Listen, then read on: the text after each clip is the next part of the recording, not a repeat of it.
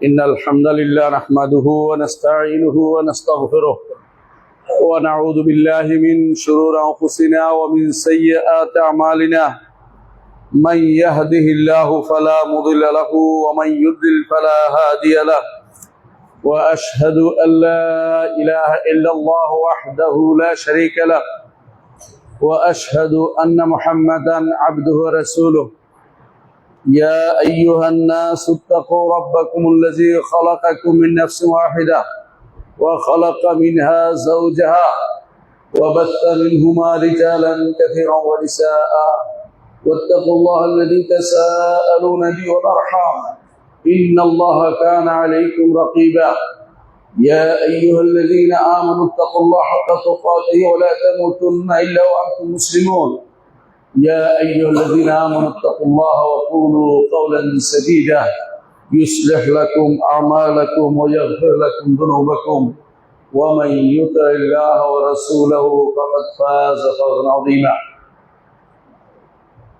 أما بعد فإن أصدق الحديث كتاب الله وخير الهدي هدي محمد صلى الله عليه وسلم وشر الأمور محدثاتها وكل محدثة بدعة وكل بدعة ضلالة وكل ضلالة في النار أيها الناس اتقوا الله واعتصموا بحبل الله جميعا ولا تفرقوا সম্মানিত মুসলিয়ান কিরাম আমি আমার নিজেকে আল্লাহর তাকওয়া অবলম্বন করার জন্য অনুরোধ জানাচ্ছি আপনাদেরকে অনুরোধ করছি আল্লাহ যেন আল্লাহ আমাদেরকে মুত্তাকি বানিয়ে দেন এবং জান্নাতের অধিবাসী করেন আল্লাহর কাছে আমরা এই দোয়া করছি সম্মানিত মুসলিয়ান কিরাম আল্লাহ তাআলা আমাদেরকে বলছেন ওয়াতাসিমু বিহাবলিল্লাহি জামিআন ওয়া লা তাফাররাকু আল্লাহ রজ্জুকে সবাই মিলে একসাথে ধরো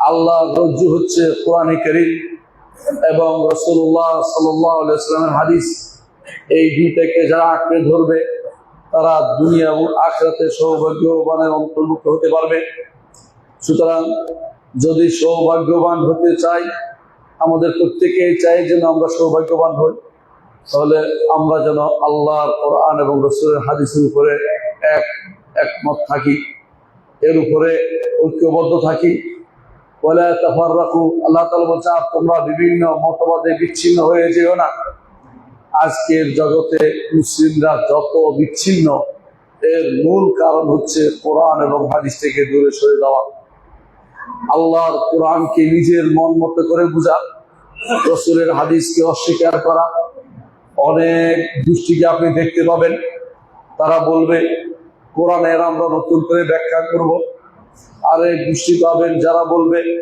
কোরআন থেকে সরিয়ে নিতে আমরা বাধ্য নই আমরা কোরআনকে নিজের মতো করে আমরা চলবো আর এক দৃষ্টি পাবেন যারা হাদিসকে অস্বীকার করে আর এক দৃষ্টি পাবেন যারা সাহাবাকে অস্বীকার করে আর এক দৃষ্টি পাবেন যারা ইমামদের জুহুদকে তাদের প্রচেষ্টাকে ইগনোর করে এরকম যুগে যুগে এরকম ফিতনাবাজদের তৈরি হয়েছিল আমার মনে হয় বর্তমান সময়ে এই ফিতনা সবচেয়ে ভয়াবহ মুসলিমরা তাদের দ্বীন সম্পর্কে জানে না তবে আবেগ তাড়িত হয়ে নিজেদেরকে মুসলিম বলে দাবি করে অনেক কাজ তারা করে যেগুলো ইসলামের সাথে কোনো সম্পর্ক নেই।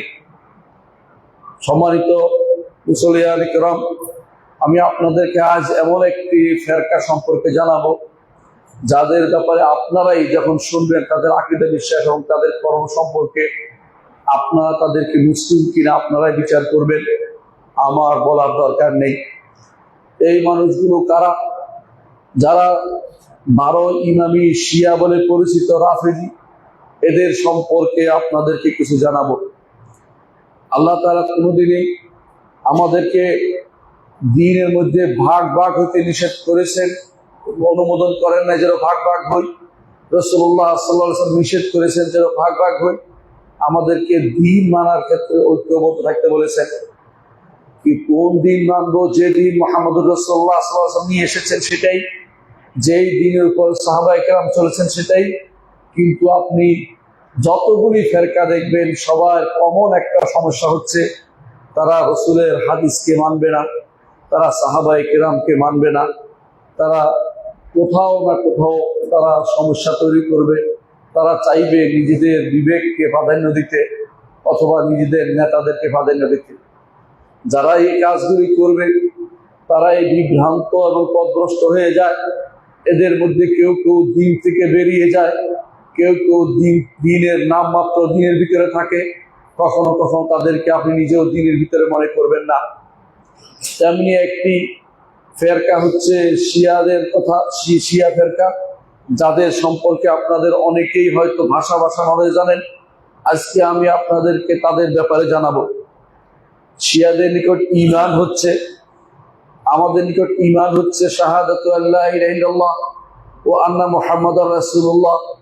শিয়াদের নিকট ঈমান হচ্ছে শাহাদাতু আল্লা ইলাহা ইল্লাল্লাহ ওয়া আন্না মুহাম্মাদুর রাসূলুল্লাহ ওয়া আন্না আলিয়ান ওয়ালিয়াল্লাহ। এইটা ঈমানের অংশের ভিতরে ঢুকিয়ে দিয়েছে। যদি কেউ 3 নম্বরটা না মানে, অর্থাৎ আলীকে আল্লাহর ওলি হিসেবে ঘোষণা না করে, তাহলে সে ঈমানদার হতে পারবে না। এটা শিয়াদের তাদের মূল কালেমার ভিতরে এটা অন্তর্ভুক্ত। আপনি এই জন্য দেখবেন তাদের নেতা যুদ্ধ করার সময় বলছিল বানামে হায়দারি, অর্থাৎ আমরা কোনো কাজ করতে বিসমিল্লাহ বলি। এরা নামে হায়দারি, হায়দারত আলী, আলীর নামে যুদ্ধ শুরু করেছে। এটা আপনারা দেখতে পাবেন স্পষ্ট, যেটা মরে গেছে যার জন্য আজ দৌড়াচ্ছে মানুষ, যার জানাজার জন্য সে এই ঘোষণা দিয়েছিল। আপনাদের চোখের সামনে সেগুলি ঘটেছে, আপনারা কিন্তু কোনোদিন চিন্তা করে দেখেননি। আমাদের নিকট ঈমানের রকম হচ্ছে 6টা।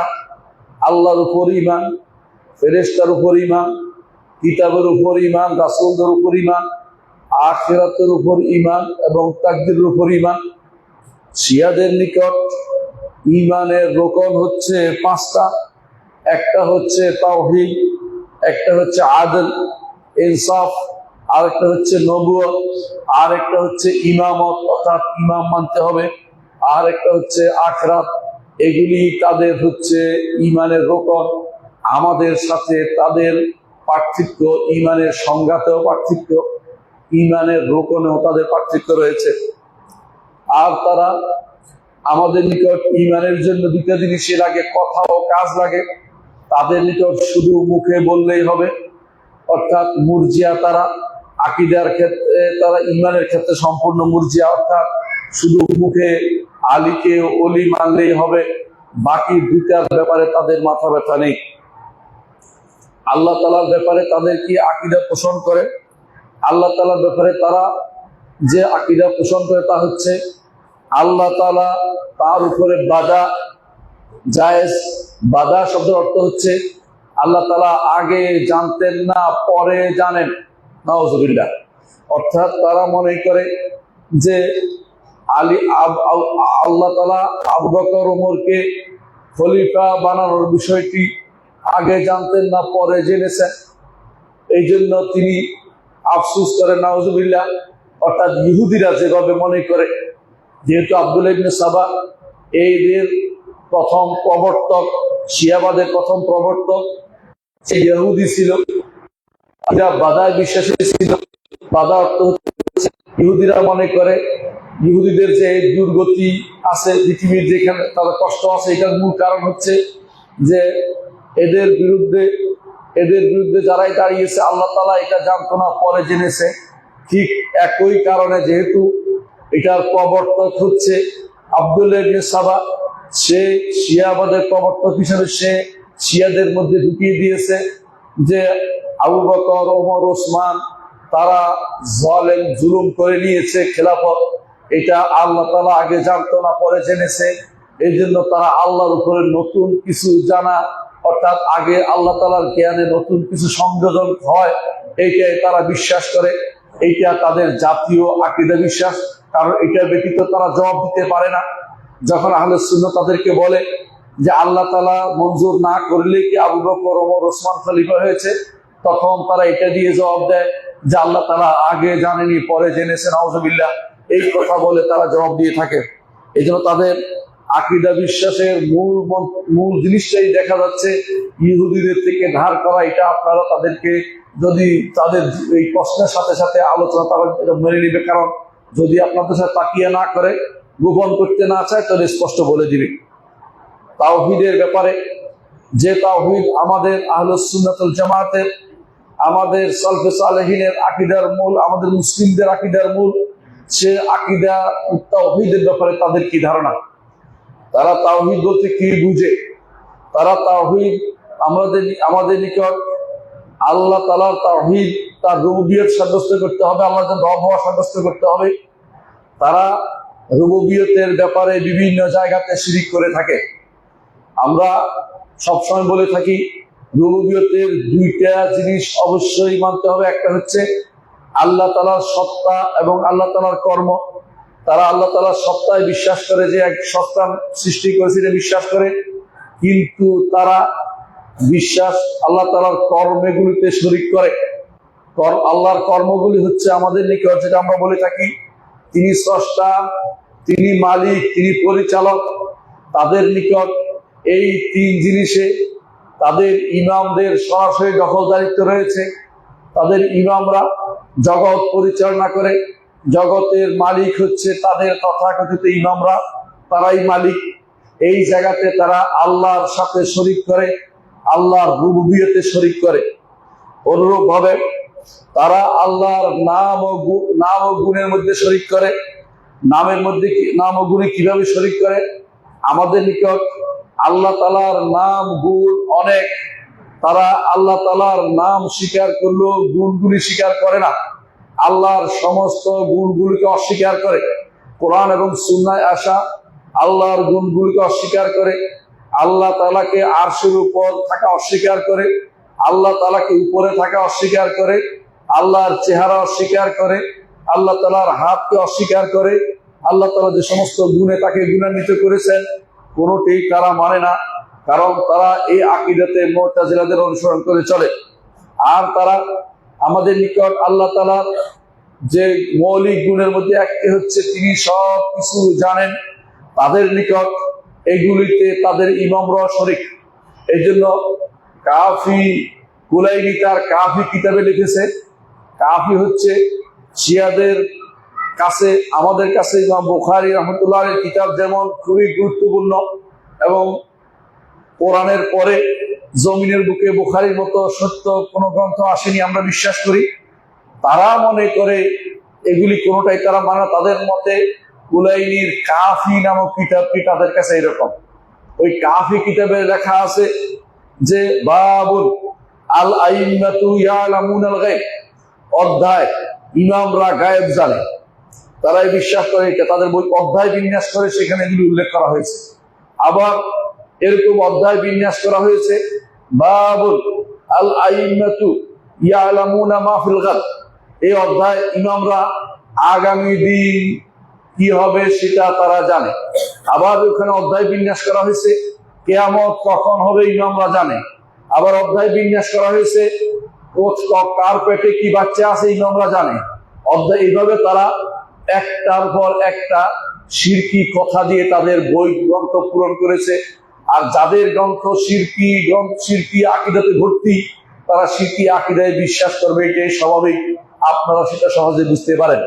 এই জন্য তারা আল্লাহর ইলমের মধ্যেও তারা শরীক করে তাদের ইমামদেরকে।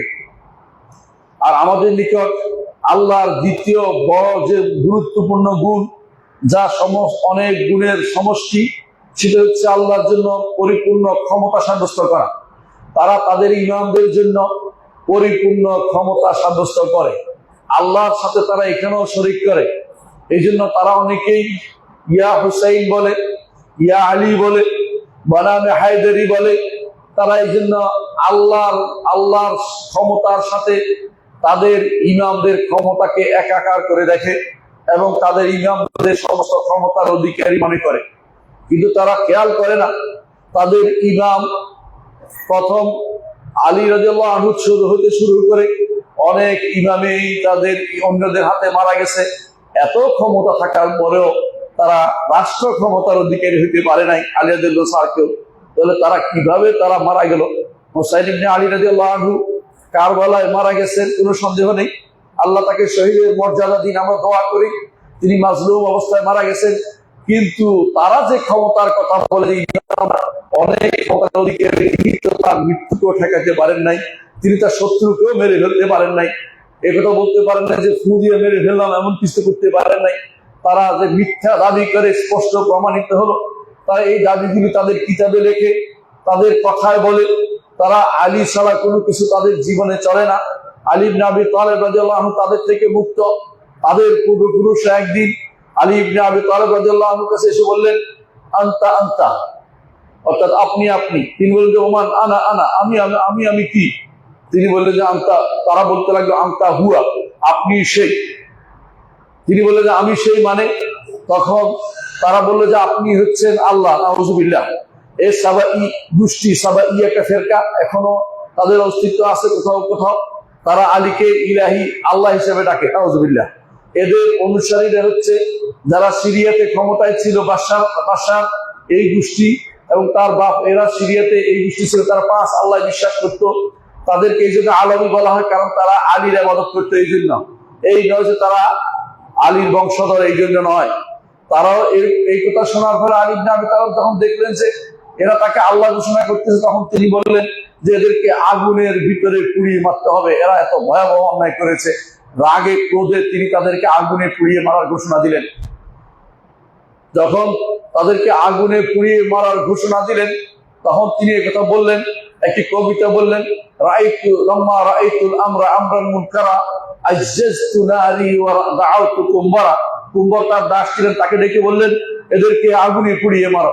তখন আগুনের ভিতর থেকে তারা বলতে আরম্ভ করলো, আল্লাহ না হলে কি আমাদেরকে আগুনে দিচ্ছে নাকি? আল্লাহ হওয়ার কারণে তো আগুন দিচ্ছে। মানে তারা ভয়াবহ ফিতনা নিয়ে ইসলামের ভিতরে ঢুকেছে, ইসলামকে নষ্ট করার জন্য, ইসলামকে ভাগ করার জন্য। এই সবার আগে ইহুদিদের প্রিয়নক হয়ে যারা এই কাজটি করেছে তারা হচ্ছে শিয়া সম্প্রদায়। এই শিয়া সম্প্রদায় আকীদার ক্ষেত্রে ভয়াবহ বিভ্রান্তি তৈরি করে মুসলিমদের মধ্যে প্রবেশ করে দিয়েছে। এরা সমস্ত ক্ষমতার অধিকারী বানিয়ে দিয়েছে তাদের ইমামদেরকে, বিশেষ করে আলী ইবনে আবি তালেব রাদিয়াল্লাহু আনহুকে। এই জন্য তাদের আমাদের সমাজের মধ্যে অনেককে দেখবেন ইয়া আলী বলে, কোনো কিছু দিয়ে টান দেওয়ার সময় ইয়া আলী বলছে। তারা আল্লাহকে উদ্দেশ্য করে, আলীকে উদ্দেশ্য করে। কখনো কখনো তারা এই জাতীয় আলীর নামে চিৎকার করে বলে যে আলীর নামে শুরু করেছে, অথবা আমাদের অনেকে নামের পিছনে আলী, নামের সামনে হোসেন, নামের শেষে হাসান হোসেন। এইগুলি সবই শিয়াবাদের বাকি অংশ ছাড়া কিছুই নয়। এইগুলি থেকে আমাদের আসতে হবে। এরা ক্ষমতার অধিকারী মনে করে এমন ভাবে যে তারা মনে করে যে আলী ইবনে আবি তালেব রাদিয়াল্লাহু আনহু খায়বারের একটা গির্জা, একটা কিল্লার দরজা টেনে এনে তিনি সেটাকে ঢাল হিসেবে ব্যবহার করেছেন। এরপরে 40 জনে সেটা উঠাইতে পারেনি। এই জাতীয় ঘটনাগুলি বানোয়াট, এইগুলি দিয়ে তারা তাদের কথা প্রকাশ করে। আলীর অনেক ক্ষমতা, এই কথা তারা প্রকাশ করতে থাকে। তাদের মধ্যে একটি গোষ্ঠী মনে করে আকাশে বিদ্যুৎ চমকালে আলী হেসেছে, আকাশের যে আওয়াজ হয় আলী ধমক দিচ্ছে। এই বিশ্বাসত্ব তাদের মধ্যে কেউ কেউ করে থাকে। আলী ছাড়া আকাশের বৃষ্টি কেউ দেয় না, আলী ছাড়া কেউ রিজিকের ব্যবস্থা করে না, এইগুলি তারা বিশ্বাস করে থাকে। বলেন তারা যদি আপনাদের সাথী হয়ে থাকে, এই বিশ্বাস তারা কিভাবে রাখতে পারে? তাদের মধ্যে আমাদের আহলুস সুন্নাত ওয়াল জামাতের তৃতীয় যে বড় গুণটি আমরা বলে থাকি, আল্লাহর জন্য সাব্যস্ত করে থাকি এবং সমস্ত গুণের মূল বলে থাকি, তিনটির মধ্যে একটি হচ্ছে একটি হচ্ছে আল্লাহ তাআলার বিধান দেওয়ার ক্ষমতা। এই বিধান দেওয়ার ক্ষমতা তারা তাদের ইমামদের দিয়ে দিয়েছে। বিশেষ করে সর্বশেষ নতুন তারা আবিষ্কার করেছে ওয়ালায়াতুল ফকি নাম দিয়ে একটি আবিষ্কার করেছে, যার আবিষ্কারই হচ্ছে খোমাইনি। সে সেটা আবিষ্কার করে চালু করে এই মুসলিম ভূখণ্ড ইরান দখল করে মুসলিম সুন্নিদেরকে মেরে সেখানে শিয়াবাদ কায়েম করেছে, আর নিজের জন্য একটা নতুন ফোর্স দাবি করেছে। সেই ফোর্সটি হচ্ছে ওয়ালায়াতুল ফকি। ওয়ালায়াতুল ফকি তারা কেন দাবি করেছে?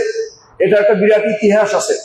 ইতিহাস হচ্ছে শিয়ারা যখন তাদের ইমাম চলে যায়, সব 11তম ইমাম নিঃসন্তান অবস্থায় চলে যায়, তখন দেখে যে এটা 2য় শতকেই, তখন দেখে যে তার কোনো সন্তান নেই। তখন তারা 3য় শতকে তখন তারা পাগল হয়ে যায়, যার 12 ইমাম পূর্ণ হচ্ছে না, 11 ইমাম হচ্ছে। তখন তারা বললো যে 11তম ইমামের একটা সন্তান গোপনে হয়েছিল এবং সেটা পালিয়ে গিয়ে গর্তের ভিতরে ঢুকেছে। আজও আপনি যদি যান ইরাকে গেলে রেজবা পাহাড়ের পাশে পাহাড় দেখতে পাবেন, কেউ ঘোড়া নিয়ে, কেউ গাধা নিয়ে, কেউ গাড়ি নিয়ে, কেউ মার্সিডিজ নিয়ে বসে আছে আর ডাকতেছে উখরুজিয়া মাওলানা, মাওলানা তুমি আসো, মাওলানা তুমি আসো, মাওলানা তুমি বের হও, মাওলানা তুমি বের হও, এইভাবে তাকে ডাকছে। আপনি কি চিন্তা করে পাচ্ছেন কিভাবে ডাকছে? তারা দেখতে পাবেন। অর্থাৎ মাওলানা তো বের হয় না, কেন আসলে কেউ তো ওই গর্তে ঢুকে নাই। ওই গর্ত তো তার 12তম ইমামের কোনো অস্তিত্বই ছিল না। তখন তারা সেই থেকে শুরু করেছে, তারা তো অভিভাবকহীন হয়ে গেছে, কারণ তো ইমামের পথে চলে, ইমাম নাই। তখন এই খোমাইনি ফ্রান্সে বসে সিদ্ধান্ত নিল এখন থেকে নতুন একটা বুদ্ধি বের করতে হবে, যে উনি তো আসে নাই, ওনার পক্ষ থেকে আমরা ওলি হিসাবে এখন জগৎ পরিচালনার দায়িত্ব নিচ্ছি। সেটার নাম দিয়েছে তারা ওয়ালায়াতুল ফকি। মুসলিমদের কাছে যেটা খলিফাতুল মুসলিমিন ছিল, তারা বানিয়ে নিয়েছে ওয়ালায়াতুল ফকি। এটা দিয়ে তারা এখনো চলছে। ইরানে এটাই তারা চালাচ্ছে। আপনারা এটা বুঝেন না বুঝেন, তাদেরকে ইমাম বলে ঘোষণা করছেন। আমি জানি না আপনাদের বিবেকে কতটুকু আল্লাহ তাআলা বিবেক দিয়েছেন, সেটা চিন্তার বিষয় রয়েছে। এরা মনে করে যে এই ওয়ালায়াতুল ফকি অর্থাৎ যে ইমাম তারা বানিয়েছে এখন, তার হুকুম দেওয়ার ক্ষমতা রয়েছে, অর্থাৎ তার যে কোনো বিষয়ে অর্থাৎ আল্লাহর বিধান দেওয়ার ক্ষমতা তাদের রয়েছে বলে তারা মনে করে। এর অর্থ হচ্ছে তারা আল্লাহর হুকুমের মধ্যেও শিরিক করছে, অথচ আপনারা মনে করেন যে তারা আল্লাহ তাআলার দ্বীনের বড় খেদমত করে যাচ্ছে। কখনো নয়, তারা ইসলামকে ধ্বংসের জন্য নেমেছে। তারা প্রথম দিন আলী রাদিয়াল্লাহু আনহু যুগ থেকে তারা নিজেদেরকে আলাদা করতে শুরু করেছে, আর তারা এখন পরিপূর্ণ আলাদা দ্বীনে পরিণত হয়েছে। তার বিস্তারিত বিবরণ আপনাদেরকে আমি শোনাতে যাচ্ছি। আমি একটু আগেই বলেছি তারা আল্লাহর সমস্ত সিফাতকে অস্বীকার করে, কিন্তু আপনি জানেন যে জগৎ পরিচালনার জন্য এই গুণগুলি প্রয়োজন, আল্লাহর সিফাতগুলি প্রয়োজন। এই সিফাতগুলি তারা তাদের ইমামদেরকে দিয়ে দিয়েছে, অর্থাৎ তাদের যে সমস্ত ইমাম আছে সেগুলিকে দিয়ে দিয়েছে। ওরাই নাকি এগুলির মালিক। আল্লাহ তাআলার কোনো গুণ থাকতে পারে না তাদের নিকট, নাউযুবিল্লাহ। তারা আল্লাহর উলুহিয়াতেও শিরিক করে, উলুহিয়াত মানে ইবাদতেও শিরিক করে। এই জন্য তারা দেখবেন যে ডাকছে, তাদের ইমামদেরকে ডাকে। অর্থাৎ আপনি যদি কোনো আজ ইরাকে যান, দেখবেন নাজাফে তারা আলীর কবরের পাশে ডাকাডাকি করছে, আপনি হোসাইনের কবরের কাছে ডাকাডাকি করছে, অথচ হোসাইনের কবর বা আলীর কবর কোনোটাই নির্ধারিত নয়। আসলে হোসাইন রাদিয়াল্লাহু আনহুর কবর এবং আলী রাদিয়াল্লাহু আনহুর কবর কোনোটাই জানা যায় না কোথায় হয়েছে। এটা রাতের অন্ধকারে দূর দূরান্তে দেওয়া হয়েছিল। কিন্তু শিয়ারা যেহেতু গাধা মার্কা লোক, তাদেরকে তাদের লোকেরা ঠকিয়েছে, ইমামরা ঠকি বলছে অমুকের কবর এটা, তমুকের কবর এটা। সেখানে গিয়ে তারা অনবরত ডাকছে, অর্থাৎ ইমামদেরকে তারা তাদের ফরিয়াদ নিবেদন করছে। যারা এরকম আল্লাহ ছাড়া আর কাউকে ডাকে তারা অবশ্যই মুশরিক, কোনো সন্দেহ নাই। তাদেরকে আপনি দেখতে পাবেন, ইবনে তাইমিয়া রাহমাতুল্লাহ আলাইহি বলতেন তারা আম্মারুল মাশাহিদ। তারা কি করছে? আম্মারুল মাশাহিদ, তারা কবরগুলিকে আবাদ করেছে। ওয়া আত্তালুল মাসাজিদ, মসজিদগুলোকে বন্ধ করে দিয়েছে। তারা মসজিদগুলো পছন্দ করে না, তাদের কাছে শুধু কবর পছন্দ। মদিনাতে যদি আপনি হজে যান, দেখবেন তারা মসজিদের চেয়েও বেশি পছন্দ করে ওই যে বাকি গুরুস্থানের ভিতরে ঢুকার কোনো সুযোগ পায় কিনা, সেখান থেকে পাথর চুরি করে সেখান থেকে পাথর নিয়ে চলে যায়। এইভাবে তারা সারা শিরকের ভিতরে তারা পরিপূর্ণভাবে ডুবে আকণ্ঠ নিমজ্জিত হয়ে রয়েছে। তাদের অনেকেই কারবালার মাটি নিয়ে আসে। কারবালার মাটিকে কি কাজে ব্যবহার করে আপনারা জানেন? সেগুলিকে তারা সবকিছু থেকে প্রিয় জিনিস মনে করে। অর্থাৎ তাদের কাছে কারবালার মাটি হচ্ছে মক্কার মাটির চেয়ে, হাজরে আসওয়াদ হচ্ছে তাদের কাছে বেশি গুরুত্বপূর্ণ। নাউজুবিল্লাহ। তারা দোয়া যেমন করে, এদের কবরের কাছে যেমন চায়, তেমনি কবরের কাছে সাহায্যও চায় এবং কবরের কাছে উদ্ধার কামনা করে। তারা ইয়া হুসাইন ছাড়া কোনো কথাই বলে না। হোসেন অথবা অমুকের নাম ধরে ডাকবে, তমুকের নাম ধরে ডাকবে। তাদের সমস্ত প্রেয়ার, সমস্ত আকাঙ্ক্ষা, সমস্ত দোয়া সবই হচ্ছে হুসাইনের কাছে এবং আলীর কাছে। আল্লাহর কাছে চাওয়ার কোনো প্রয়োজন তারা মনে করে না। তারা জবাই করে, এই কবরগুলির কাছে জবাই করে, এই মাজারগুলির কাছে তারা জবাই করে, এই মাজারগুলির জন্য তারা মানত করে। আমাদের দেশে যেভাবে কবর পূজারীরা মানত করে ওলি আল্লাহদের কবরের জন্য, তাদের সমস্ত মানত তারা তথাকথিত তাদের ইমামদের জন্য তারা সেই মানতগুলি তাদের কবরের দিকে তারা মানত করে থাকে। তারা কবরে সেজদা করে। আপনি নিজে দেখবেন অনেক যাদেরকে আপনি ইমাম বলে জানেন, তারা অনেকেই তারা খামেনিকে দেখবেন খোমাইনির কবরের কাছে সেজদা করতেছে। এইভাবে তারা দেখবেন সামনে নিয়ে সেজদা করে। তারা এটাকে কিছুই মনে করে না, কারণ তাদের কাছে এইটা কোনো শিরিক নয়। আমাদের কাছে কবর সেজদা করা শিরিক, কিন্তু তারা কবর সেজদাকে শিরিক মনে করে না। এইভাবে তারা কবরের শিরিক করে থাকে তারা কবরের কাছে। তারা এটা নয়, তারা এটাকে তাদের আরো ভয়াবহ আকীদা কয়েকটি আমি উল্লেখ করছি। 3 নম্বর তাদের ভয়াবহ আকীদা হচ্ছে তারা আল কোরআন কারীমের ব্যাপারে তারা মনে করে কোরআনে কারীম সৃষ্ট জিনিস, কোরআনে কারীম সৃষ্ট জিনিস। আরো তারা মনে করে এই কোরআনে এক হরফও নাই যেটা আল্লাহ নাযিল করেছে। তাদের কাছে মুসহাফে ফাতেমার দাবি তারা করে যে ফাতেমার কাছে মুসহাফ ছিল, সেই মুসহাফে আমল করা হয়নি। তাদের ইমাম বলতেছেন এই কিতাবে আল্লাহ যা নাযিল করেছে আমাদের যে কোরআন, তাতে মুসহাফে ফাতেমার একটি হরফ নেই। নাউযুবিল্লাহ মিন যালিক। অর্থাৎ তারা কোরআনকে বিকৃত মনে করে। এবং তাদের একজন তবরাসি কিতাব লিখেছে একটা, ফাসলুল খিতাব ফি তাহরিফি কিতাবে রব্বিল আরবাব, যে ফাসলুল খিতাব ফি তাহরিফি কিতাবে রব্বিল আরবাব, আল্লাহর কিতাব যে বিকৃত হয়ে গেছে এর উপরে সে বই একটা লিখছে। নাউযুবিল্লাহ। আপনি বলেন তারা কোন ধরনের মুসলিম যাদের জন্য আপনি কান্নাকাটি করেন, যাদের জন্য আপনি দৌড়াচ্ছেন, তাদের সম্পর্কে আপনার জানা ফরজ যে তারা কোন ধরনের মুসলিম, যারা আল্লাহর কোরআনকে বিকৃত মনে করে। এটা তাদের ইমাম লিখেছে, এটা কোনো এইদিক সেদিক সাধারণ কোনো ব্যক্তি লেখেনি। তাদের ইমাম যাদেরকে তারা গ্রহণযোগ্য মনে করে তারাই সেটা লিখেছে এবং তাদের বড় বড় ইমামরা এর উপরে তারা একমত হয়ে গেছে। এতে সন্দেহ তারা করে না, কিন্তু তারা মানুষের সামনে বলে না। কেন বলে না সেটা আপনাদেরকে আমি জানাবো। চতুর্থ যে বিষয়টি জানা দরকার সেটা হচ্ছে আমাদের সুন্নাহ বা হাদিস আমাদের নিকট অবশ্য পালনীয়। ইমাম বুখারী রাহমাতুল্লাহ আলাইহি যা লিখেছেন, বা বুখারী, মুসলিম, আবু দাউদ, তিরমিজি, নাসাই, ইবনে মাজাহ সহ হাদিসের কিতাবগুলোতে সমস্ত হাদিসে এসেছে সেগুলো আমরা মেনে চলি। কিন্তু শিয়ারা আমাদের হাদিসের কিতাবের একটি হাদিসও তারা মানে না, কারণ তাদের নিকট এগুলি সাহাবায়ে কেরামের হাতে দিয়ে এসছে। সুতরাং সেগুলি মানা যাবে না, কারণ তারা এই হাদিসগুলো মানা জরুরি মনে করছে না।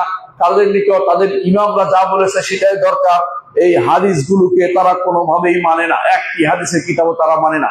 কখনো কখনো আমাদের বিরুদ্ধে তারা ব্যবহারের জন্য হাদিসগুলি তারা উল্লেখ করে থাকে, নিজেরা তারা এগুলি একটাও মানে না। তাদের ইমাম উদ্দালালা পদভ্রষ্ট ইমাম খুমাইনি বলছে, কি বলছে? পদভ্রষ্ট ইমাম খুমাইনি বলছে, ওয়া ইন্না লিআইম্মাতিনা মানজিলাতান, আমাদের ইমামের যে মঞ্জিলা আছে, লা ইয়াবলুগুহু মালাকুল মুকাররাব ওয়ালা নাবিয়্যুল মুরসাল, সেখানে কোনো আল্লাহর প্রেরিত ফেরেশতা, আল্লাহর নৈকট্যপ্রাপ্ত ফেরেশতাও পৌঁছতে পারবে না, ওয়ালা মালাক ওয়ালা নাবিয়্যুল মুরসাল, আল্লাহর প্রেরিত কোনো রাসূলও পৌঁছতে পারবে না। অর্থাৎ সেখানে পৌঁছার ক্ষমতা কারো নেই। তাদের ইমামের মর্যাদা আমাদের রাসূলের উপরে হওয়ার কারণে তার রাসূলের বাণীর মর্যাদা দেয় না, তারা ইমামদের বক্তব্যই যথেষ্ট মনে করে থাকে। তারা এইভাবেই তারা মনে করে যে যদি শুধুমাত্র ইমামদের তার বক্তব্য এসে যায় তাতে সেটা মানার জন্য জরুরি, সেখানে সুন্নাহর কোনো গ্রহণযোগ্যতা নেই। কারণ তারা এই ব্যাপারে মুতাজিলাদের অনুসরণ করে। মুতাজিলারা শিয়াদেরকে, মুতাজিলারাও সুন্নাহকে মেনে চলে না। তাকদীরের মাসআলায় তারা সম্পূর্ণরূপে মুতাজিলাদের মতো। মুতাজিলারা কি বিশ্বাস করে? আল্লাহ তাআলা আগে থেকে জানতেন না, আল্লাহ তাআলা হওয়ার পরে জানেন। এইটা মুতাজিলারাও বিশ্বাস করতে, এরাও বিশ্বাস করে। তেমনি ভাবে তারা আল্লাহ তাআলা কোনো কিছু লিখে রাখেননি এটা বিশ্বাস করে, অথবা লিখে রাখলেও আমরা করব বলে লিখছে এরকম বিশ্বাস করে। আবার এদের মধ্যে, এই শিয়াদের মধ্যে আল্লাহ তাআলা তিনি চাইলে হয়, তিনি চাইলে হয় না, এটা আমাদের যে বিশ্বাস, এই ব্যাপারে তাদের কথা হচ্ছে এটাও তারা মানবে না। এবং তারা এই যে তাকদীরের মাসআলা সম্পূর্ণরূপে আমাদের বিপরীত, তারা তাকদীর মানে না, তাকদীরকে তারা অস্বীকার করে। এই জন্য তারা কাদারিয়া, শিয়ারা এই দিক থেকে কাদারিয়া। ইবনে তাইমিয়া রাহমাতুল্লাহ এই জন্য তার কিতাব মিনহাজুস সুন্নাহ ফি রাদ্দ আলা শিয়াতিল কাদারিয়া বলেছেন, কারণ শিয়ারা এই মাসআলাতে কাদারি হিসেবে তাদেরকে তিনি উল্লেখ করেছেন। এই জন্য শিয়ারা আকীদাতে আমাদের সাথে এই দিক দিয়েও মিলে না, যে তাকদীরের মাসআলাও মিলে না। আমরা এটা বিশ্বাস করি আল্লাহ তাআলা সৃষ্টির আগেই তিনি সব কিছু নির্ধারণ করেছেন। কি নির্ধারণ করেছেন তিনি তা জানেন, কি নির্ধারণ করেছেন তা তিনি লিখেছেন, কি নির্ধারণ করেছেন যা হওয়ার জন্য তিনি ইচ্ছা করেন আর তা সৃষ্টি হয়। এর কোনো কিছুতে ব্যত্যয় আমরা করি না, এগুলি সব আমরা মেনে চলি।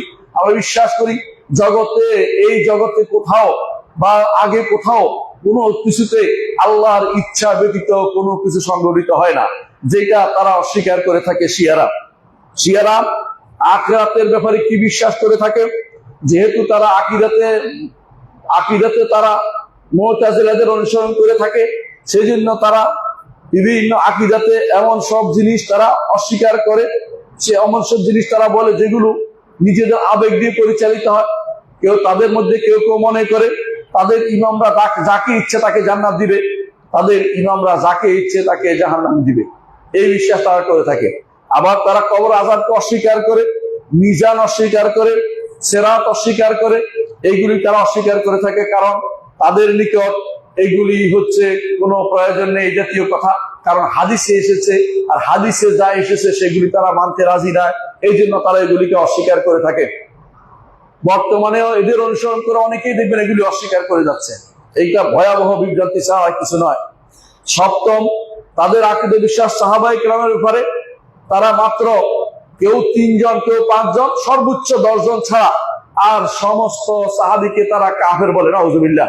এই সর্বোচ্চ 10 জন কারা? সর্বোচ্চ 10 জনের মধ্যেও তারা আলে বাইতের মধ্যে যারা আছে এরা, আর আম্মার ইবনে ইয়াসির রাদিয়াল্লাহু আনহু অথবা আবু দারদা অথবা সালমান ফারিসি, এই কয়েকজনকে হাতে গোনে এরা ছাড়া সমস্ত সাহাবাকে তারা কাফের বলে। এটা তাদের কিতাবে স্পষ্ট উল্লেখ আছে।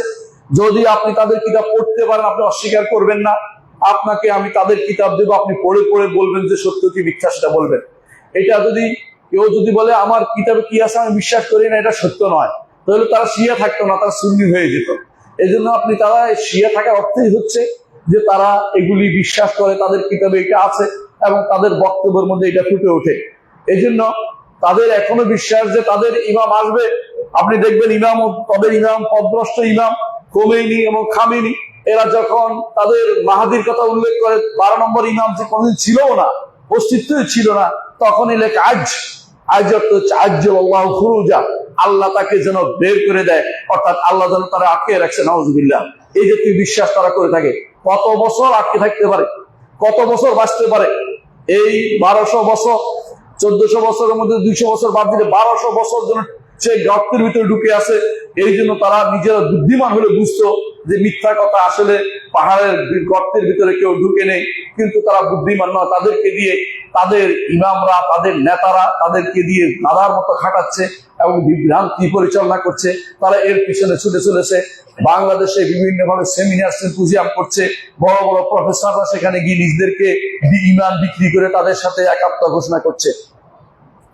তাদের যেটা বলেছিলাম, এই জন্য তারা মাহাদি আমাদের নিকট ইমাম মাহাদি আসবেন, তিনি আসবেন ইমাম হাসান ইবনে আলীর বংশধর হিসেবে আসবেন, এবং এমন এক সময় আসবেন যখন সেটার প্রয়োজন হবে। তাকে খুঁজতে আমাদেরকে অনুমোদন করা হয়নি, তিনি যখন আসবে তার পিছনে চলতে আমাদেরকে অনুমোদন করা হয়েছে। অগ্রিম তার জন্য সৈনিক তৈরি করা, তার জন্য কোনো কিছু, তার জন্য প্রপাগেশন চালানো, অথবা তার জন্য বিভিন্ন জায়গায় বলে বেড়ানো তিনি অমুক তারিখে আসবেন, এগুলি আমাদের নীতি নয়, আমরা এগুলি করি না, এগুলি শিয়াদের নীতি। শিয়ারা এরকম বলতো যে এত বছর পরে আসবেন, কিছুদিন পরে বলে যে না এখন রাগ করে তিনি চলে গেছেন। তিনি একবার বের হয়ে দেখছেন যে তার সহযোগী নাই, রাগ করে আবার গর্তে ঢুকে গেছেন। সুতরাং তিনি এবার কখন আসবেন তিনি স্যার কেউ জানে না। এই বিশ্বাস তারা পোষণ করে থাকে। এই জন্য তাদের মাহাদি বিশ্বাস হচ্ছে ভয়াবহ ভয়াবহ বিভ্রান্তি। এটা কখনো কখনো তারা কি করে মুসলিমদের মধ্যে ছড়িয়ে দেয়, আর মুসলিম স্কলাররা সেটাকে অত্যন্ত রসিয়ে রসিয়ে আমাদের ওয়াজের মধ্যে আলোচনা করে মাহাদি আসতেছে, কেউ যেন আর কোনো কিছু করার নেই, মাহাদির পিছনে সময় ব্যয় করে একটি কাজ। এই কাজগুলো যারা করে তাদেরকে আপনারা চিনে রাখবেন। এদের অনেকেই এই শিয়াদের দ্বারা প্রভাবিত। মাহাদি যখন আসবে তখন আমরা দেখব মাহাদি আসার বিষয়টি, তখন তার অনুসরণ করব, ঠিক আছে। যারা জীবিত থাকবে তারা কিন্তু অগ্রিম মাহাদির জন্য কিছু তৈরি করার জন্য আমাদেরকে ইমামরা নির্দেশনা দেয়নি। ইমাম সুফিয়ান ইবনে উয়াইনা রাহমাতুল্লাহ আলাইহির কাছে একজন বলল যে মাহাদির আলোচনা শোনা যাচ্ছে। তিনি বললেন যে মাহাদি মাহাদি এসে তোমাকে বললে যে আমি মাহাদি, তারপর তোমার কাজের আগ পর্যন্ত তোমার কোনো কাজ নেই, মাহাদি খোঁজার দায়িত্ব আমাদের নয়। এই জাতীয় কাজ শিয়ারা করে। তারা মাহাদি খোঁজার জন্য বসে আছে এবং তারা মনে করে তাদের মাহাদি আসার পরে তারা অনেকগুলো কাজ করবে। সেগুলো কি কি সেটা তারা বলে থাকে। এগুলির মধ্যে একটা হচ্ছে যে মাহাদি এসে আরবদেরকে কচু কাটা করবে। 1 নম্বর কাজ আরবদেরকে মেরে ফেলবে। 2 নম্বর হচ্ছে কোরাইশদেরকে আগে মারবে। 3 নম্বর কাজ হচ্ছে কাবার ছবি ছিনিয়ে নিবে, কাবার ছাবি ছিনিয়ে নিবে। মাহাদিয়া আসবে। এবং 4 নম্বর হচ্ছে রাজা বিশ্বাসী, অর্থাৎ শুধু মাহাদি একা আসবে না, মাহাদির সাথে সমস্ত ইমামরা আবার আসবে, অর্থাৎ আলী, তারপরে তার সন্তানরা, তার সন্তান হাসান হোসেন সব আবার আসবে। অর্থাৎ তারা রাজা বিশ্বাস করে যে এরা আবার আসবে। যে কিতাবের মধ্যে স্পষ্ট আছে, যদি ভালো দেখতে চান, বিস্তারিত দেখতে চান, আল্লামা ইহসান আলাহি জাহির রহমতুল্লাহ আলাইহির শিয়া ও সুন্নাহ কিতাব পড়লে আপনি সব পাবেন, দলিল সহ, কিতাবের রেফারেন্স সহ আপনি সেখানে পাবেন, স্পষ্ট বুঝতে পারবেন। এই জন্য আমি লম্বা করছি না, শুধু বুঝে চাচ্ছি আপনাদেরকে যে কাদের পিছনে ছুটে চলেছেন একটি জানার বিষয় রয়েছে। তারা মনে করেন যে তাদের মাহাদি সে যখন আসবে আর কি করবে, তারা এই কবর থেকে তুলে আবু বকর ওমরের লাশকে তারা লটকাবে, শুলে চড়াবে, এবং সেটাকে তারা আয়েশা রাদিয়াল্লাহু আনহা সম্পর্কে তারা খারাপ কথা বলে, নাউজুবিল্লাহ। তারা বলে যে আয়েশা রাদিয়াল্লাহু আনহাকে তারা পাথর মেরে হত্যা করবে, আবার কবর থেকে উঠে তাদের মাহাদি আসলে। এই বিশ্বাস তাদের কিতাবে লেখা আছে। যদি না থাকে আপনি দেখেন, আমার কথা বিশ্বাস করুন, আল্লাহর ওয়াস্তে আমি পড়ে বলতেছি না, পড়ে বলছি না, তাদের কিতাবে এগুলি লেখা আছে। তারা বিশ্বাস করে যে তাদের ইমাম মাহাদি আবার আসলে এই কাজগুলি তারা করবে। তারা আর কি বিশ্বাস করে, তাদের ইমামরা সব মাসুম। মাসুম অর্থ হচ্ছে নিরপরাধ, কোনো ভুল হইতে পারে না, যা করেছে তা ঠিক। অর্থাৎ তারা আল্লাহ তাদেরকে নিরাপত্তা দিয়েছেন, এই জন্য তাদের সমস্ত বক্তব্য গ্রহণ করতে হবে। সাহাবায়ে কেরামের বক্তব্য এই জন্য গ্রহণ করে না, তারা কাফের বলে, কিন্তু ইমামদের বক্তব্য গ্রহণ করে কেন, তাদের মাসুম বলে, এই জন্য নিরাপদ, এই জন্য তাদের কথা এটা প্রচার করে। ইমামদের আমরা বক্তব্য নেই, তারা হচ্ছে ভয়াবহ বিভ্রান্তিতে লিপ্ত, এই কুফরিতে লিপ্ত। আল্লাহ তাআলা তার নবী ছাড়া কাউকে, নবীদের ছাড়া কাউকে আল্লাহ তাআলা ইসমত দেননি, কিন্তু তারা মানুষের জন্য, ইমামদের জন্য এই ইসমতের দাবি করে, মাসুম হওয়ার দাবি করে। কোন ব্যক্তি বিশেষকে মাসুম বলার অধিকার কারণে কোরআন এবং সুন্নায় কাউকে মাসুম করা হয়নি। আল্লাহ তাআলা তার নবীদেরকে স্পেশালি সেই ক্ষমতা দিয়েছেন আল্লাহর দ্বীন প্রচারের জন্য, কোরআন আল্লাহর বাণীকে প্রচারের জন্য এই সহযোগিতা করেছেন, আর কাউকে সেটা দেননি। কেউ দাবি করলে মিথ্যা ছাড়া কিছু বলেনি। তাদের 11 নম্বর আকীদা হচ্ছে তাকিয়া।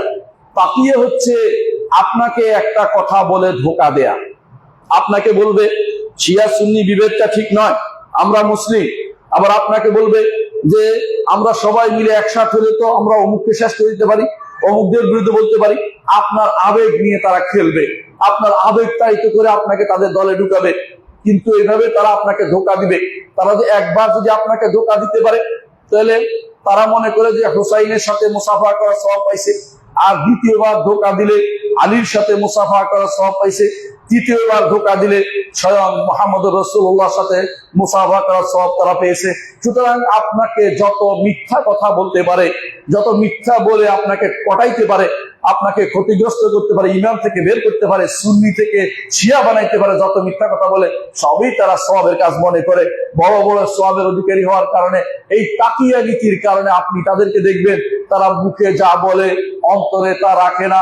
এই জন্য আপনি তাদের দ্বারা ধোঁকাগ্রস্ত হন। রাসূলুল্লাহ সাল্লাল্লাহু আলাইহি ওয়াসাল্লাম বলেছেন, আল মুমিনু গিররুন কারীম ওয়াল ফাসিকু খাব্বুল লাঈব। ঈমানদার ধোঁকা খায় দ্রুত, কারণ সে কারীম, মানুষকে স্বাভাবিক বিশ্বাস করে ফেলে। কিন্তু এই ফাসিকরা খাব্বুল লাঈব, সে নিকৃষ্ট এবং সে ধোঁকাবাজ, ধড়িবাজ, সে মানুষকে ধোঁকা দেওয়ার জন্য বসে থাকে। এরা মানুষকে ধোঁকা দেয়, আহলে সুন্নাত ওয়াল জামাতকে ধোঁকা দিয়ে বিভিন্ন ভাবে বিভ্রান্ত করে। এলাকার পর এলাকা দখল করার পরে আপনাদের টনক নড়ে না। এরা যুদ্ধ করে ইরাককে ধ্বংস করেছে, এরা ইয়েমেনকে ধ্বংস করেছে, এরা সিরিয়াকে ধ্বংস করেছে, এরা বাহরাইনকে ধ্বংস করেছে, এরা লেবাননকে ভাগ করে দিয়েছে, এরা সিরিয়ার সুন্নিদেরকে এমন মারছে যে এর আগে কোনোদিন এত মুসলিমদের মধ্যে এই মৃত্যু ইহুদিরও করে নাই। এত মানুষকে তারা মেরেছে। এদের কিন্তু শিয়া মারেনি, সবগুলি সুন্নিদেরকে তারা মেরে ফেলেছে। এটার কারণ হচ্ছে তারা মনে করে এদেরকে মারা সওয়াবের কাজ, কারণ তারা আমাদেরকে ইমানদারি মনে করে না। যতক্ষণ পর্যন্ত না আমরা ওলিউল্লাহ দাবি না করবো, ততক্ষণ পর্যন্ত তাদের কাছে আমরা ইমানদার হতে পারবো না। নাউযুবিল্লাহ। কিন্তু তারা সবখানে লুকোচুরি করে, বিশাল বিশাল হুঙ্কার ছাড়বে, অমুক দেশকে উড়িয়ে দেবো, অমুক দেশকে এই করে ফেলবো, অমুকের জন্য মৃত্যু। শেষ পর্যন্ত তাদের সাথে আবার চুক্তি করে, সবচেয়ে নিকৃষ্টতম চুক্তি করে তাদের সাথে থাকে এবং তাদের সাথে সবচেয়ে ভয়াবহ অর্থনৈতিক ভয়াবহ অস্ত্র কেলেঙ্কারিতে তারা জড়িত হয়ে পড়ে। আপনারা সেটা ভালো করে জানেন। ইরাককে ধ্বংস করার জন্য আমেরিকার সাথে তারাই আঘাত করেছে, তারাই ইরাকের আমেরিকান ট্যাঙ্কের উপর চড়ে তারাই ক্ষমতা দখল করেছে। আবার অস্বীকার করে যে আমরা আমেরিকাকে চাই, এটা করতে চাই, ওইটা করতে চাই। কিন্তু তাদের মুখের কথা ছাড়া কিছুই নয়। বাস্তবে তাদের সবচেয়ে বন্ধুত্বপূর্ণ সম্পর্ক কাফেরদের সাথে থাকে। কাফেররাও ভালো করে জানে যে উম্মতে মুসলিমার জন্য কোনটা ক্যান্সার। তারা জানে যে শিয়ারা হচ্ছে উম্মতে মুসলিমার জন্য ক্যান্সার, কারণ সঠিক দ্বারা আহলুস সুন্নাত ওয়াল জামাতের বাইরে যারা গেছে তারা সব সময় ইসলামকে ভাগ করা এবং বিকৃত করার চিন্তায় সবসময় নিবেদিত থাকে। তাদের খেলাফতের ব্যাপারে তাদের বিশ্বাস হচ্ছে যে খেলাফত ইমামত বিশ্বাস হচ্ছে যে রাসূল আলীর কথা স্পষ্ট করে বলে গেছেন, এটা সম্পূর্ণ মিথ্যা কথা। রাসূলুল্লাহ সাল্লাল্লাহু আলাইহি সাল্লাম আবু বকরকে তার জায়গায় সালাত আদায় করতে বলেছেন, এবং কেউ যদি বলতো আপনাকে না পেলে কার কাছে আসবো, রাসূল বলে দিতেন আবু বকরের কাছে আসবে। এবং রাসূলুল্লাহ সাল্লাল্লাহু আলাইহি ওয়াসাল্লাম মৃত্যুর সময় বলেছেন আবাল্লাহু ইল্লা ওয়া রাসূলুহু ইল্লা আবু বকর, আবু বকর ছাড়া আল্লাহ ও রাসূল কেউ সন্তুষ্ট হবে না, তিনি বলে দিয়েছেন। অর্থাৎ তিনি আকারে ইঙ্গিতে স্পষ্ট অস্পষ্ট বিভিন্ন ভাবে আবু বকর রাদিয়াল্লাহু আনহু খেলাফতের কথা বলেছে, এটাই বিশুদ্ধ কথা। কিন্তু এরা মনে করে যে খেলাফতের হক শুধুমাত্র আলুল বাইত নাম দিয়ে এদের ভিতরে না। আলুল বাইত কি রাসূলুল্লাহ সাল্লাল্লাহু আলাইহি ওয়াসাল্লাম পরিবারতান্ত্রিক কোনো কিছু তৈরি করেন নাই, বলেন নাই। এই পরিবারতান্ত্রিক যারা মনে করছে রাসূলের পরিবারের মধ্যে খলিফা হবে, এরা শুধু মিথ্যাচার করেছে। রাসূলুল্লাহ সাল্লাল্লাহু আলাইহি ওয়াসাল্লাম তিনি সব সময় এটাই বলতেন যে রাসূলুল্লাহ আবু বকর, ওমর, ওসমান, আলী এদের কথাই বেশি বেশি বলতেন। সাহাবায়ে কেরামও রসুলের যুগে বলতেন আবু বকর, ওমর, ওসমান, আবু বকর, ওমর, ওসমান, আবু বকর, ওমর, ওসমান, আলী, এভাবে তারা বলতেন। কখনো কখনো আলী বলতেন, কখনো আলী বলতেনও না তারা। তারপরেও আমরা বলি যে খেলাফত হচ্ছে আবু বকর, ওমর, ওসমান, আলী, এভাবে সিরিয়ালি করতে হবে। কিন্তু তারা মনে করে খলিফা হচ্ছে শুধুমাত্র আলী ইবনে আবি তালেব এবং তার বংশধরের মধ্যে। এইটা রাসূলুল্লাহ সাল্লাল্লাহু আলাইহি ওয়াসাল্লাম ঘোষণা করেননি, তারা এটাকে খেলাফত ঘোষণা, এটাই তারা মনে করে থাকে যে এরা তাদের খলিফা। কিন্তু আশ্চর্যের বিষয় হচ্ছে খলিফা তো রাষ্ট্র পরিচালনা করবেন, তাদের ইমামদের একমাত্র আলী ইবনে আবি তালেব ব্যতীত এবং হাসান ইবনে আলী ব্যতীত আর কেউ রাষ্ট্র পরিচালনা করেন নাই। তাহলে কিসের ইমাম, কিসের খলিফা? তাদের ইমামদের মধ্যে বিখ্যাত হচ্ছে, আপনারা জানেন, তার 12 জন হচ্ছে আলী ইবনে আবি তালেব, হাসান ইবনে আলী রাদিয়াল্লাহু আনহু, হুসাইন ইবনে আলী রাদিয়াল্লাহু আনহু। এই 3 জনের পরে আলী জাইনুল আবেদিন, যাকে জাইনুল আবেদিন বলা হয়, তিনি। আপনারা জানেন যে হুসাইন ইবনে আলী রাদিয়াল্লাহু আনহু তিনি খলিফা হন নাই এবং তো রাষ্ট্র পরিচালনা করেন নাই।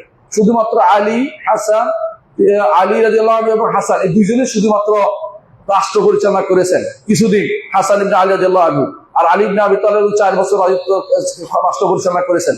কিন্তু এরপরে যাদেরকে বলা হয় তারা কেউ রাষ্ট্রের মুখও দেখে নাই, কিন্তু তাদেরকে তারা খলিফা বলে, ইমাম বলে। কি হিসেবে ইমাম বলে তাদেরকে জিজ্ঞাসা করতে হবে। হ্যাঁ, তাদের মধ্যে ইমাম আলেম ছিলেন, আলী ইবনে জাইনুল আবেদিন আলেম ছিলেন, মুহাম্মদ আল বাকির আলেম ছিলেন, তাদের মধ্যে জাফর as-সাদিক আলেম ছিলেন। এরপরে যারা আসছে তাদের মধ্যে কেউ আর বড় আলেম বলে বিবেচিত হয়নি। তারা যদিও নিজেদের ইমামদেরকে বাড়িয়ে বাড়িয়ে কাঁপিয়ে বলে, এদের মধ্যে তারা বলে এরপরে হচ্ছে মুসা কাযেম, আলী রেদা, মোহাম্মদ আল জওয়াদ, আলী আল হাদি, হাসান আসকারী। এই 11 জন পর্যন্ত শেষ হয়ে যায়, কারণ হাসান আসকারীর কোনো সন্তান হয়নি। তারা জোর করে বলে তার একটা সন্তান হয়েছিল, তা অন্ধকারে সেটা চলে গিয়ে গর্তের ভিতরে ঢুকেছে পাহাড়ের, সেটা আর বের হয় না। আসলে কোনো সন্তান ছিল না, কারণ তারা আল্লাহ তাআলা তাদের মিথ্যাবাদীকে মিথ্যা প্রকাশ করে দিয়েছেন যে এই 12 জন ইমামের কথা আল্লাহ তার রাসূল কখনো বলেন নাই। তারা কোত্থেকে সেটা নিল? তারা নিয়েছে রাসূলুল্লাহ সাল্লাল্লাহু আলাইহি ওয়াসাল্লাম একটা হাদিস থেকে। রাসূলুল্লাহ সাল্লাল্লাহু আলাইহি ওয়াসাল্লাম বলেছেন, আমার উম্মতের মধ্যে যতদিন 12 জন খলিফা থাকবে ততদিন উম্মত শক্তিশালী থাকবে। এই কথাটা রাসূলুল্লাহ সাল্লাল্লাহু আলাইহি ওয়াসাল্লাম বলেছেন। এই 12 জন খলিফা ওমর ইবনে আব্দুল আজিজের মধ্যে শেষ হয়ে যায়। সেদিকে না গিয়ে তারা খেলাফতকে নিয়ে এসেছে তাদের আলী রাদিয়াল্লাহু আনহু বংশধরের ভিতরে এই বিভ্রান্তি তারা তৈরি করে মানুষের ভিতরে ছড়িয়ে দিচ্ছে। কিন্তু আল্লাহ তাআলা মিথ্যাবাদীর মিথ্যা প্রকাশ করে দিয়েছেন। হাসান আসকারী রাহিমাহুল্লাহ তিনি নিঃসন্তান অবস্থায় মারা যান, তার কোনো সন্তান ছিল না।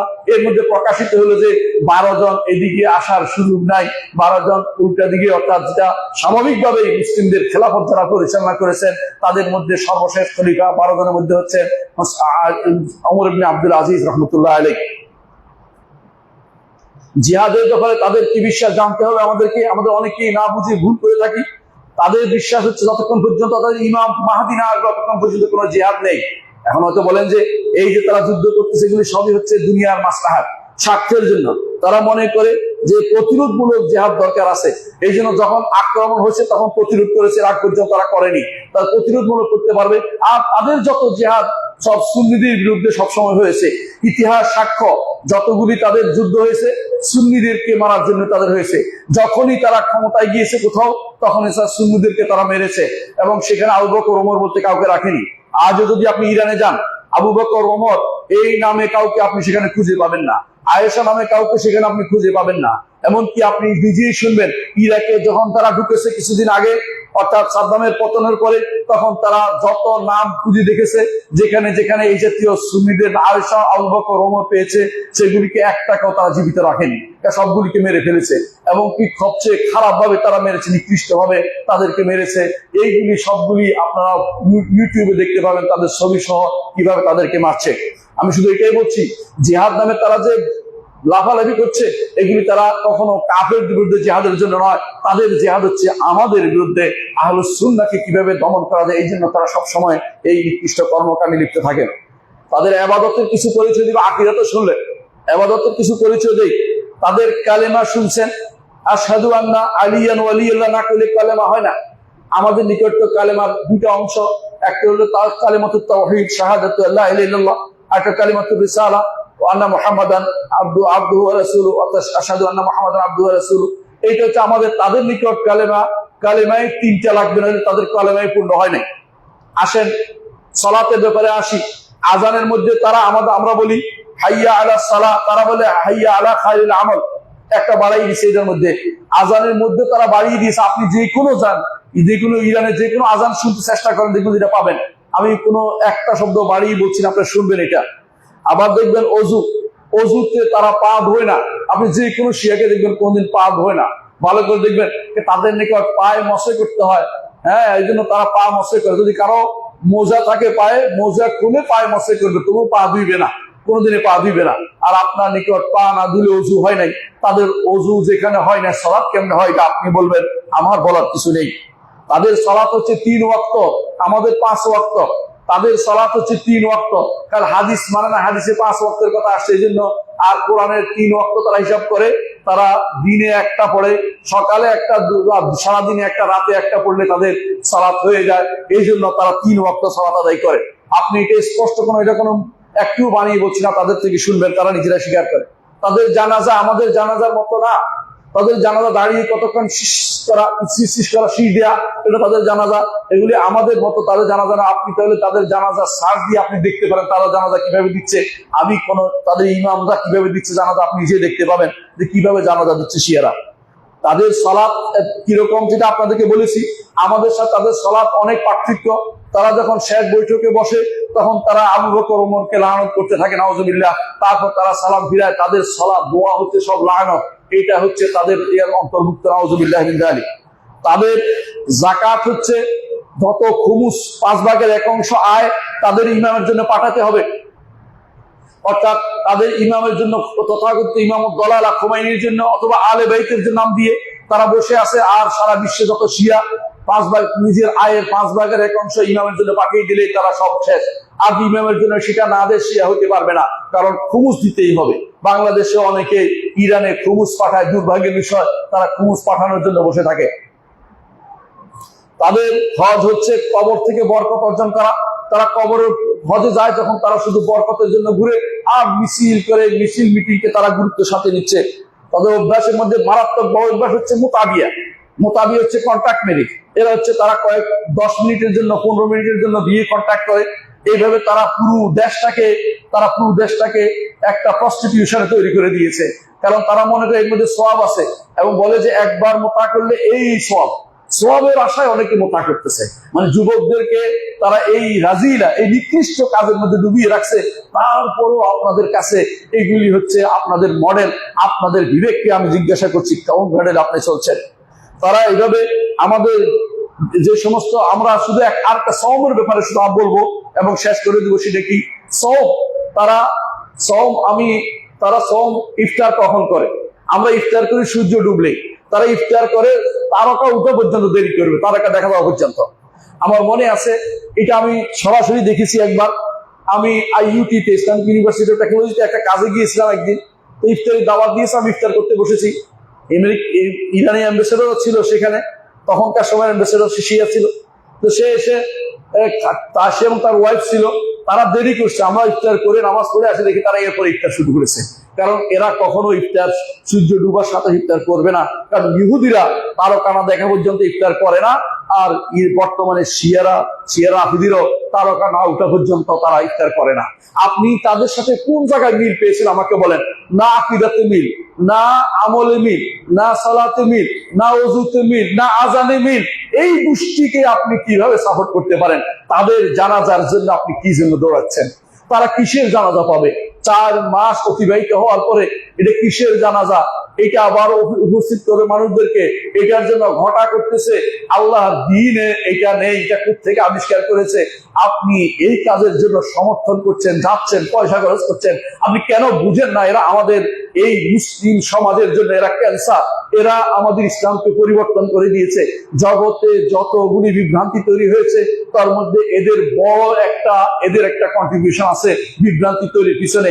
শিয়ারা আকীদা নষ্ট করার ক্ষেত্রে তারা সিদ্ধহস্ত, মানুষদের ঈমান নষ্ট করার ক্ষেত্রে সিদ্ধহস্ত, মানুষের ইবাদত নষ্ট করার ক্ষেত্রে সিদ্ধহস্ত, মানুষের শক্তি ক্ষয় করার জন্য সুন্নির আহলে সুন্নাত ওয়াল জামাতের শক্তি ক্ষয় করার জন্য তাদের মতো কাউকে আপনি পাবেন না। এরা সব সময় বিভ্রান্তি তৈরিতে লিপ্ত রয়েছে। এদের থেকে সাবধান করা, এদের আকীদা বিশ্বাসকে মানুষের সামনে তুলে ধরা, এটা একটা কর্তব্য বটে। যারা এই নিয়ে লুকোচুরি করবেন তারা এখনো সঠিক পথে আসতে পারেননি। ঈমান ও আকীদার মূল দাবি হচ্ছে এই বিভ্রান্তি লোকদেরকে, তাদেরকে তুলে ধরা এবং তাদেরকে বিভ্রান্ত বলে প্রকাশ করা। এটা ঈমানি দায়িত্ব বলে আমি মনে করছি। আকুলু কাওলি হাযা ওয়া আস্তাগফিরুল্লাহ লি ওয়া লাকুম ওয়া লিসাইরিল মুসলিমিন ফাস্তাগফিরুহু ইন্নাহু হুয়াল গাফুরুর রাহিম।